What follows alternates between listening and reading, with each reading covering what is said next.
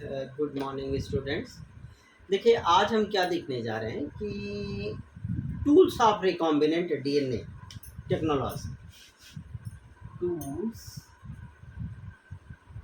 Of recombinant DNA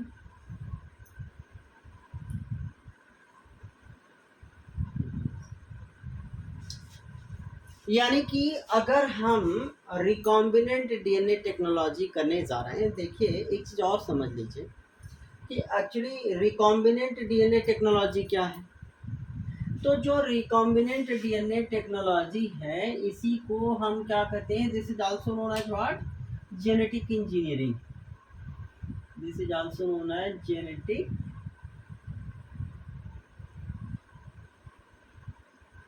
engineering. या हम ऐसे कह सकते हैं कि जो रिकॉम्बिनेंट डीएनए टेक्नोलॉजी है, that is popularly known as what, genetic engineering. तो जब हम रिकॉम्बिनेंट डीएनए टेक्नोलॉजी या जेनेटिक इंजीनियरिंग का काम करने जा रहे हैं, तो व्हाट आर द टूल्स, की tools, basic tools, fundamental tools which are needed, which are required in the genetic engineering। वो कौन से टूल हैं, कौन सी चीज़ें हैं जो हमें जेनेटिक मैनिपुलेशन के समय, जेनेटिक इंजीनियरिंग के समय चाहिए। तो these are the, there are certain things which are needed in the genetic engineering। पहला है एंजाइम्स।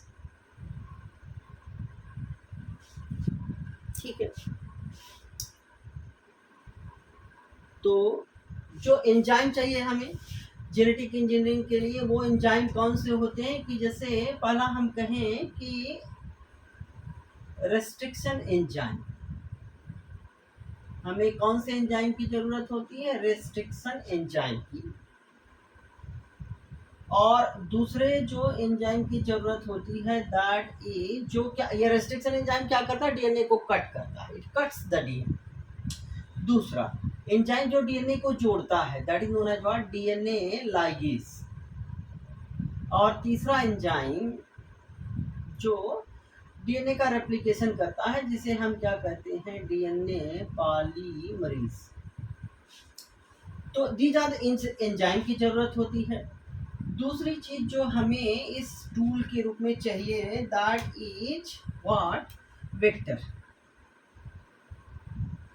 यानी कि हमें कुछ और भी एंजाइम की जरूरत होती है, लेकिन these are the basic enzymes which are needed in the recombinant DNA technology. तो ऑब्वियसली देखिए कि वेक्टर क्या चाहिए हमें, कि जैसे वेक्टर के रूप में हमें क्या चाहिए कि we needs the vector as a plasmid. Vector की तरह कौन काम करता है, या तो प्लाज्मिड काम करते हैं, या तो बैक्टीरियोफेज भी प्लाज्मिड की तरह, वेक्टर की तरह काम करते हैं। वेक्टर अलग से हम लोग पढ़ेंगे। वेक्टर्स की जरूरत होती है, और हमें किस चीज की जरूरत होती है, एक होस्ट, एक होस्ट की ज़रूरत होती है। इस होस्ट में एक्चुअली हम क्या करते हैं कि जो डीएनए है उसको ट्रांसफ़र करके हम बायोटेक्नोलॉजिकल प्रोडक्ट बनाते हैं। तो जस्ट अंडरस्टैंड कि जब हम रिकॉम्बिनेंट डीएनए टेक्नोलॉजी करने जा रहे हैं, यानी कि जेनेटिक इंजीनियरिंग का काम करने जा रहे हैं, तो हमें कुछ एंजाइम की ज़रूरत होती है, वेक्टर की ज़रूरत होती है। ये एंजाइम क्या करेंगे कि डिजायर डीएनए को कट करेंगे, फिर उसको वेक्टर से जोड़ेंगे। वेक्टर को हम फिर क्या करते हैं कि किसी होस्ट में ट्रांसफ़र करते हैं। होस्ट को फिर हम कमर्शियल स्केल पे ग्रो करेंगे, and then we can get the biotechnological product और process on a commercial scale which are useful for the human being. So these are the key tools which are needed, which are required in the biotechnological recombinant DNA technology. इसमें से हम एक एक करके देखेंगे। सबसे पहले चूंकि एनसीईआरटी ने दिया हुआ है रेस्ट्रिक्शन एंजाइम, तो first of all we will discuss the restriction enzyme कि रेस्ट्रिक्शन एंजाइम क्या होते हैं और उनका रिकॉम्बिनेंट डीएनए टेक्नोलॉजी में क्या यूज होता है।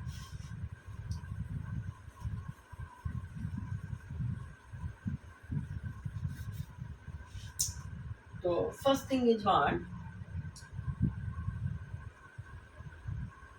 restriction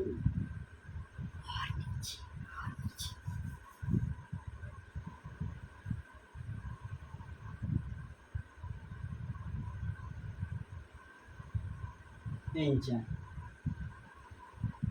restriction enzyme.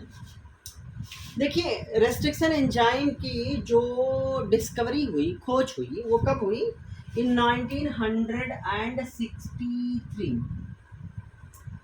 1963 में इस रेस्ट्रिक्शन एंजाइम की खोज हुई। कैसे खोज हुई उसको अच्छे से समझना है कि देखिए एक बैक्टीरिया है, there is bacteria that is known as E coli.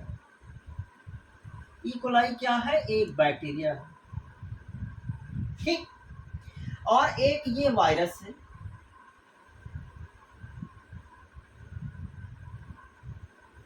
this virus is known as what?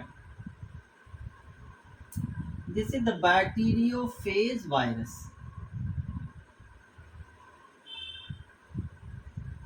ये क्या है? This is bacteriophage virus, E coli bacteria. ये इसका क्रोमोसोमल डीएनए, ठीक है, दिस इज द डीएनए। और ये ई कोलाई बैक्टीरिया का, अब ये बैक्टीरिया एक्चुअली क्या होता है कि ये जो बैक्टीरियोफेज वायरस क्या होते हैं कि वो बैक्टीरियोफेज वायरस क्या होते हैं कि are the viruses which attacks on bacteria।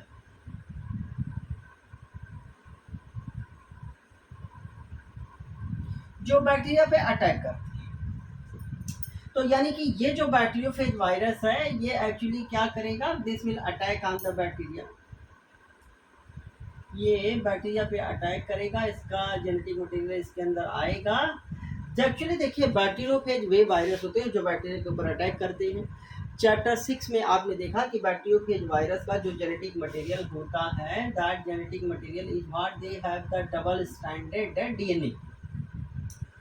उनका जो जेनेटिक मटेरियल होता है मोस्टली 5x174 को छोड़ करके बाकी सब बैक्टीरियोफेज वायरस का जेनेटिक मटेरियल क्या होता है? Double stranded DNA. तो एक्चुअली क्या होता है जब ये वायरस इस बैक्टीरिया के ऊपर, ये वायरस बैक्टीरियोफेज वायरस वो वायरस होते हैं जो बैक्टीरिया के ऊपर अटैक करते हैं और फिर बैक्टीरिया के अंदर मल्टीप्लाई करके अपनी ढेर सारी प्रोजनी बना लेते हैं। और बैक्टीरिया की फिर क्या होती है? बैक्टीरियल सेल, ये वायरस बैक्टीरियल सेल की लेसिस हो जाती है, बैक्टीरियल सेल रप्चर कर जाती है और बैक्टीरिया किल कर देती है, बैक्टीरिया को किल कर देती है। एक सीधी सी चीज, एक मूलभूत फंडामेंटल चीज आपको समझनी है कि बैक्टीरियोफेज वायरस वह वायरस होता है जो बैक्टीरिया के ऊपर अटैक करता है, इन्फेक्शन काज करता है और फिर उस बैक्टीरिया के अंदर जा करके वह बैक्टीरियोफेज वायरस मल्टीप्लाई करेगा, रेप्लिकेट करता है और फिर बैक्टीरिया की इतनी ज़्यादा अपनी प्रोजनी बना लेता है, बैक्टीरियल सेल की लेसिस हो जाती है, रप्चर हो जाती है और बैक्टीरिया मर जाता है। तो ये बैक्टीरियोफेज वायरस कहाँ अटैक करता है? बैक्टीरिया के ऊपर, ठीक है। यहाँ तक चीजें समझ में आ गई होंगी। अब देखिए कि 1963 में क्या देखा गया कि एक्चुअली देखिए 1963 में ये देखा गया कि एक वायरस है, this is suppose the E coli virus, E coli bacteria.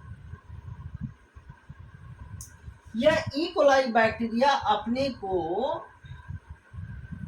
जब इसके ऊपर बैक्टीरियोफेज वायरस अटैक करता है, इसका डीएनए इसके अंदर आता है, प्रोटीन कोड बाहर रह जाती है, डीएनए एंटर करता है। तो जब ये ई कोलाई बैक्टीरिया क्या करता है? इट प्रोटेक्ट इटसेल्फ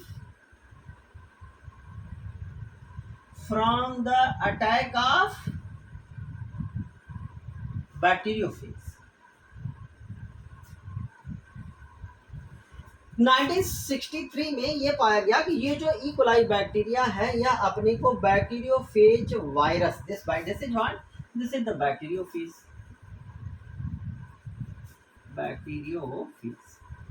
तो इस बैक्टीरियोफेज वायरस के अटैक से ये ई कोलाई बैक्टीरिया अपने को प्रोटेक्ट कर लेता है। कैसे प्रोटेक्ट कर लेता है? तो कहा गया कि इसमें एक डिफेंस मैकेनिज्म थी। इस बैक्टीरिया के पास क्या थी? एक डिफेंस मैकेनिज्म। इस बैक्टीरिया के अंदर एक सुरक्षात्मक प्रणाली थी, सुरक्षा के लिए डिफेंस मैकेनिज्म किसके पास थी? इस बैक्टीरिया के पास। और ये जो डिफेंस मैकेनिज्म थी वो दो एंजाइम के जरिए बैक्टीरिया में डेवलप हुई। उसमें से जो पहला एंजाइम था उसको क्या कहा गया कि that was the restriction enzyme, और जो दूसरा एंजाइम जो इस बैक्टीरिया को इस बैक्टीरियोफेज वायरस के हमले से बचाता है, अटैक से बचाता है, दैट इज मिथाइलेज। यानी कि 1963 में ये पाया गया कि ये जो ई कोलाई बैक्टीरिया है खुद को इस बैक्टीरियोफेज वायरस के हमले से, अटैक से, इन्फेक्शन से बचा लेता है। तो जो बचा बैक्टीरिया ये इस वायरस बैक्टीरियोफेज वायरस के हमले से, वो दो एंजाइम की मदद से ऐसा हुआ। This is known as what, उसमें से दो एंजाइम जो उस बैक्टीरिया के अंदर 1963 में खोजे गए जो उसको बैक्टीरियोफेज के हमले से बचाते हैं, वो कौन था? रेस्ट्रिक्शन एंजाइम और दूसरा मिथाइलेज। देखिए जो रेस्ट्रिक्शन एंजाइम है ये क्या करता है कि दिस रेस्ट्रिक्शन एंजाइम का काम क्या है कि it cuts the DNA, it cuts the DNA at specific sequence.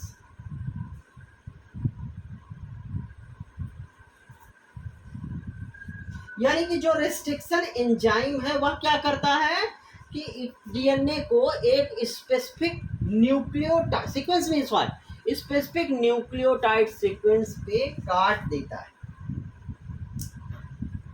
और जब ये बैक्टीरियोफेज का वायरस का ये क्या है, this is the double stranded DNA, dsDNA means double stranded DNA. जब बैक्टीरियोफेज वायरस का डीएनए इस बैक्टीरियोफेज वायरस का डीएनए जब इस बैक्टीरियल सेल में एंटर करता है, तब रेस्ट्रिक्शन एंजाइम इसके डीएनए को एक स्पेसिफिक न्यूक्लियोटाइड सीक्वेंस में काट देता है। मान लो कि इसमें ये एंजाइम है और इसके डीएनए को काट करके टुकड़े टुकड़े में डिवाइड कर दिया। तो अब बैक्टीरिया क्या करेगा कि जब इस बैक्टीरियोफेज का डीएनए से ही रेप्लिकेशन होता था, वह डीएनए जब कट कर दिया गया कई छोटे छोटे पीसेज में, तो अब ये जो बैक्टीरियोफेज वायरस का डीएनए है इस बैक्टीरियल सेल में रेप्लिकेट नहीं कर सकता। जब रेप्लिकेट नहीं करेगा तो ऑब्वियसली बैक्टीरिया क्या हो गया, इस बैक्टीरियोफेज के हमले से, अटैक से सेफ हो गया। दूसरी चीज, अब दूसरा जो मिथाइलेज एंजाइम का काम क्या था कि it adds the methyl group. ये क्या करता है कि जो ये बैक्टीरिया है, देखिए इसमें मान लो कि ये जो रेस्ट्रिक्शन एंजाइम था, this is the restriction enzyme इसके डीएनए को, इसके भी न्यूक्लियोटाइड सीक्वेंस को काट सकता था और इसको तो काट ही दिया। लेकिन जो मिथाइलेज एंजाइम है वो क्या करता है कि वह मिथाइलेज एंजाइम इसके जो स्पेसिफिक उसके उस न्यूक्लियोटाइड सीक्वेंस को जिसको रेस्ट्रिक्शन एंजाइम पहचान करके काटता है, उसमें क्या ऐड कर दिया, मेथिल ग्रुप। तो जहां पर पहचान करके, जैसे आपने देखा था ना कि अलीबाबा 40 चोर में, कि उसने वो चोरों के सरदार ने क्या किया कि उसने उसके अलीबाबा के घर पे एक काली लाइन खींच दी कि रात को इसी घर के ऊपर हमला करना है। तो उसकी जो मर्जिना थी उसने क्या किया कि उसने जब देखा कि रेड कलर की लाइन बनी हुई है तो ब्लैक कलर की, तो उसने सारे घर के ऊपर ब्लैक कलर की लाइन बना दी। और वो चोरों का सरदार क्या हुआ कि वो कंफ्यूज हो गया कि किस घर के ऊपर, अलीबाबा का घर कौन सा है, किसके ऊपर हमला करना। Similarly what is happening here कि जो मिथाइलेज एंजाइम है वह इस बैक्टीरिया के जो स्पेसिफिक न्यूक्लियोटाइड सीक्वेंस है जिसको कि रेस्ट्रिक्शन एंजाइम पहचान करके काट देता है, वहीं पर क्या ऐड कर देता है, मेथिल ग्रुप। उस मेथिल ग्रुप को ऐड कर देने के कारण अब रेस्ट्रिक्शन एंजाइम अपने इस बैक्टीरिया के डीएनए को काट नहीं पाता। एंड फाइनली ओवरऑल कहने का मतलब क्या है कि सब कुछ कहने का मतलब हुआ कि ये जो बैक्टीरिया है वह बैक्टीरियोफेज के अटैक से, इन्फेक्शन से सुरक्षित हो गया, सेफ हो गया। कब ऐसा देखा गया, ये घटना की ये इवेंट कब खोजा गया, 1963 में ऐसा पाया गया कि ई कोलाई नॉर्मली बैक्टीरिया के ऊपर जब बैक्टीरियोफेज वायरस अटैक करता है तो उसको किल कर देता है, लेकिन ई कोलाई बैक्टीरिया खुद को बैक्टीरियोफेज के इन्फेक्शन से बचा ले गया दो एंजाइम की मदद से। एक एंजाइम क्या करता है, डीएनए को एक स्पेसिफिक न्यूक्लियोटाइड सीक्वेंस पे काट कर देता है, जिसे क्या कहा गया, रेस्ट्रिक्शन एंजाइम। Restriction enzyme. और दूसरा देखिए रिस्ट्रिक्शन एंजाइम, रिस्ट्रिक्शन मतलब क्या, रोकना, यानी कि जो रिस्ट्रिक्शन एंजाइम है वह रिस्ट्रिक्शन क्या रिस्ट्रिक्ट करता है, वह बैक्टीरियोफेज वायरस के डीएनए की ग्रोथ को, मल्टीप्लिकेशन को, रेप्लिकेशन को रिस्ट्रिक्ट करता है, रोक देता है।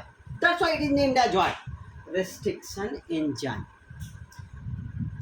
इसी कारण इसका नाम क्या दिया गया, रिस्ट्रिक्शन एंजाइम नाम दिया गया। और दूसरा एंजाइम ने इसमें ये ऐड कर दिया मिथाइल ग्रुप, जिसके कारण बैक्टीरिया क्या हो गया, सेफ हो गया। तो this was the discovery of the restriction enzyme. दूसरी चीज,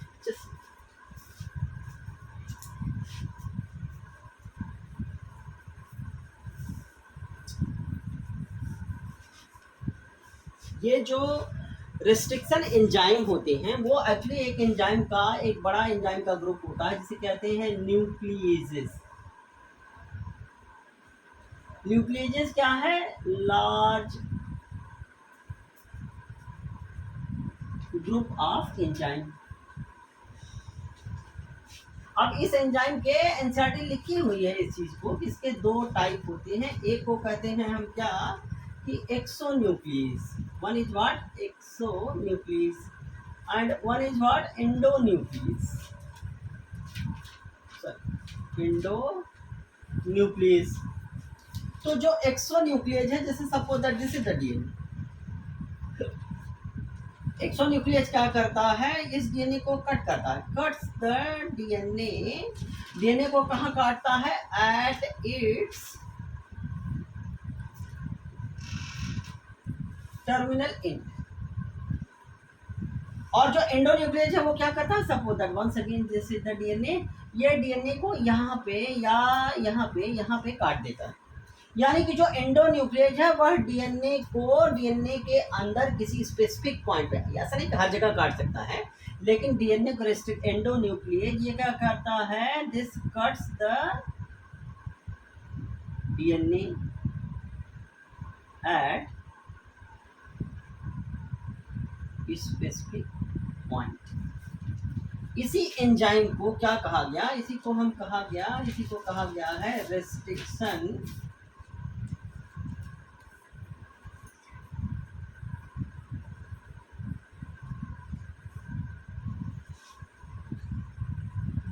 देखिए इसी रिस्ट्रिक्शन एंडोन्यूक्लियस को, चूंकि वह डीएनए को काटता है, इसीलिए इसको क्या कहा गया था, this is also known as what, molecular scissor. These are known as what, molecular scissors, क्योंकि ये डीएनए को एक स्पेसिफिक पॉइंट पे कट कर सकते हैं। दूसरी चीज, एक चीज हम और देखेंगे कि एक्चुअली जो पहला रिस्ट्रिक्शन एंडोन्यूक्लियस एंजाइम था कहाँ से खोजा गया और वो किस तरीके से, किस स्पेसिफिक न्यूक्लियोटाइड सीक्वेंस पे काम करता है, वो देखिए।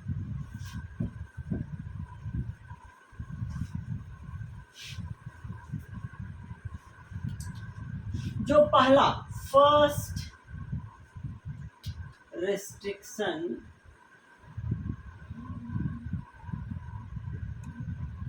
एंडोन्यूक्लियस,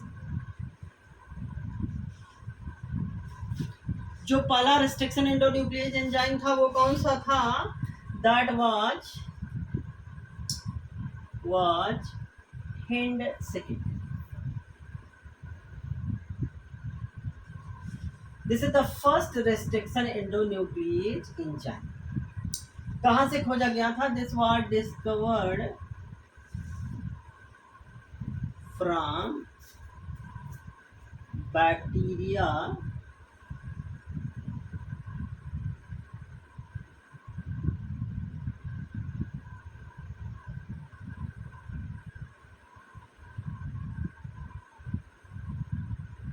ये स्टेन है। यानी कि ये जो पहला रिस्ट्रिक्शन एंडोन्यूक्लियस एंजाइम था वो हीमोफिलस इन्फ्लुएंजा नाम के बैक्टीरिया से, RD is the strain, genus है, स्पीसीज है, this one is strain, this is what, genus, this is what, species, आप जानते हैं scientific name, and this is what, strain, strain of bacteria, जिससे ये एंजाइम खोजा गया। सिर्फ एक चीज हम और देखना चाह रहे हैं कि एक्चुअली जो रिस्ट्रिक्शन एंडोन्यूक्लियस एंजाइम होते हैं, जो पहला रिस्ट्रिक्शन एंडोन्यूक्लियस एंजाइम था वो कौन सा था, हिंड सेकेंड, अब तक क्या कहा गया है कि अब तक लगभग 900 रेस्ट्रिक्शन एंडोन्यूक्लिएज एंजाइम्स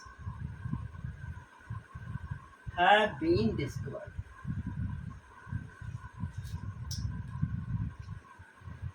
कहां से? From 230 strain of bacteria.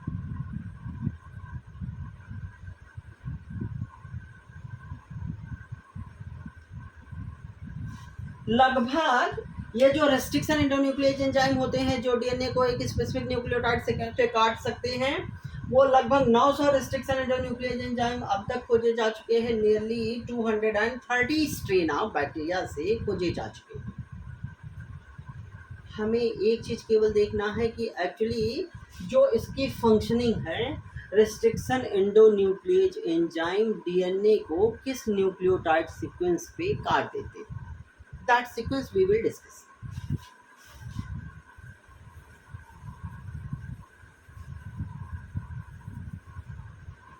देखिए, जो ये एंजाइम है रेस्ट्रिक्शन एंडोन्यूक्लिएज, ये डीएनए को कहाँ काटते हैं? At specific sequence of nucleotide. यानी कि जो रेस्ट्रिक्शन एंडोन्यूक्लिएज एंजाइम है वो डीएनए को एक स्पेसिफिक न्यूक्लियोटाइड सीक्वेंस पे काटते हैं जो कितने बेस पेयर का बना होता है? 6 बेस पेयर का। This they cuts the DNA at specific nucleotide sequence. वो स्पेसिफिक डीएनए का न्यूक्लियोटाइड सीक्वेंस किससे बना हुआ है? Which is made up of with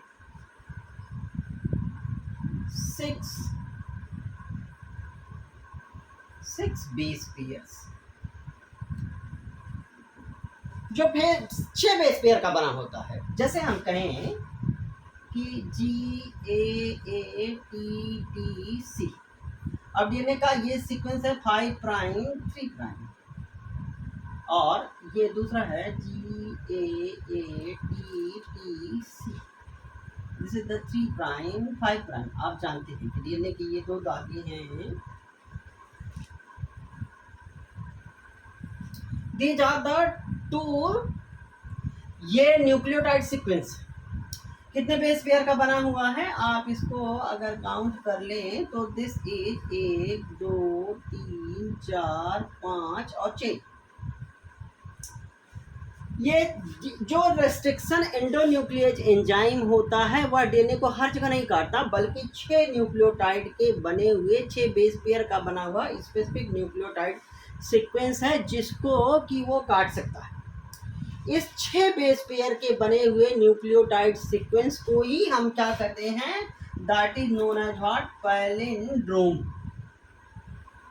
इसी को हम क्या कहते हैं? पैलिंड्रोम कहते हैं। देखिए, पैलिंड्रोम क्या है? आप कहेंगे कि वी हैव टू डिफाइन कि व्हाट इज द पैलिंड्रोम। तो पैलिंड्रोम एक्चुअली जिस तरीके से हमने यहाँ पे लिखा, सपोज दैट एनसीईआरटी ने लिखा हुआ है कि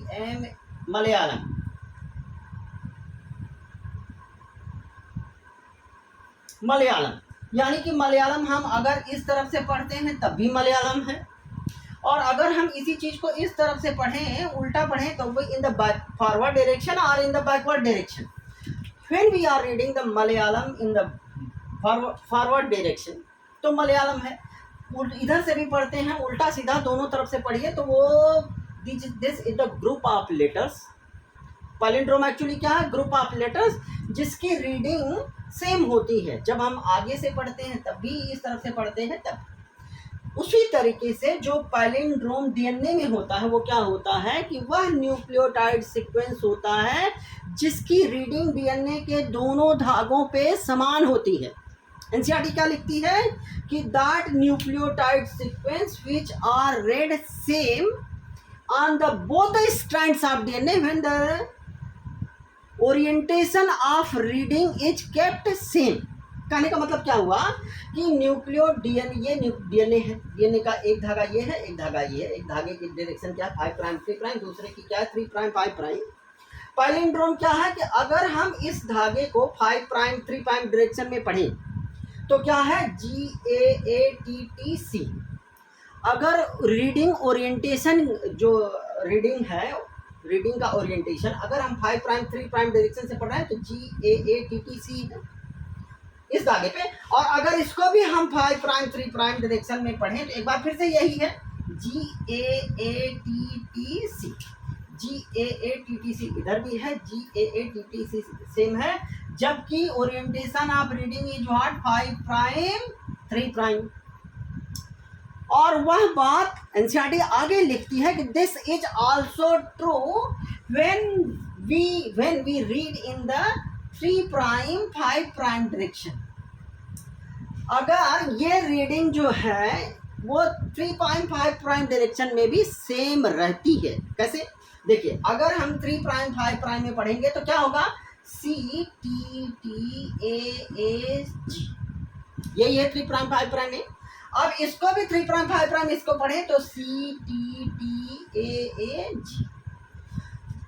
इसको बहुत अच्छे से आपको समझ लेना है कि पैलिंड्रोम एक्चुअली डीएनए के दोनों धागों पर पाए जाने वाले न्यूक्लियोटाइड का सीक्वेंस होता है, जिसकी रीडिंग चाहे हम 5 प्राइम 3 प्राइम डायरेक्शन से पढ़ें चाहे 3 प्राइम 5 प्राइम डायरेक्शन से पढ़ें, दोनों समान होती है। लेकिन दोनों धागों पर पढ़ने की दिशा क्या होनी चाहिए? समान होनी चाहिए।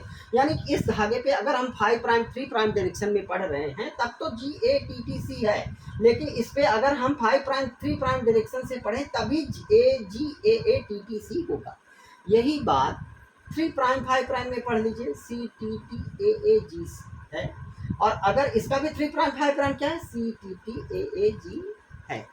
यही बात एनसीईआरटी में लिखी गई है। इसी को समझना है हमें कि पैलिंड्रोम डीएनए के धागे पर पाया जाने वाला न्यूक्लियोटाइड का वह सीक्वेंस होता है जिसकी रीडिंग समान होती है when the orientation of reading is kept same. यानी कि दोनों ही धागों पर या तो हम इसको 5 प्राइम 3 प्राइम डायरेक्शन से पढ़ें तो इस पे भी 5 प्राइम 3 प्राइम से पढ़ें और इस पे भी 5 प्राइम 3 प्राइम से पढ़ें, या तो फिर हम इसको 3 प्राइम 5 प्राइम से पढ़ें तो इस पे भी 3 प्राइम 5 प्राइम से पढ़ें, तो न्यूक्लियोटाइड का सीक्वेंस समान होता है। और वो कितने बेस पेयर से मिलके बना होता है? That is made up of with 6 base pair. उसी को हम क्या कहते हैं? पैलिंड्रोम। और जो रेस्ट्रिक्शन एंडोन्यूक्लियेज एंजाइम है वह इसी स्पेसिफिक पैलिंड्रोम न्यूक्लियोटाइड सीक्वेंस को पहचान करके काट देता है। ओके, तो जो अभी हम लोग इस वीडियो में इतना ही देखने जा रहे हैं।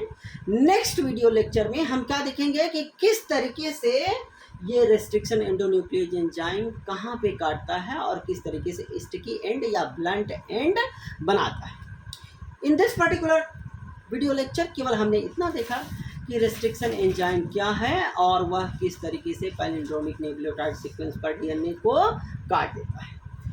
आप इस चैनल को जरूर लाइक और सब्सक्राइब करिए आगे बाकी सारे वीडियो को देखने के लिए, so that you can get the notification. Remaining thing we will discuss in the next video lecture. Thank you.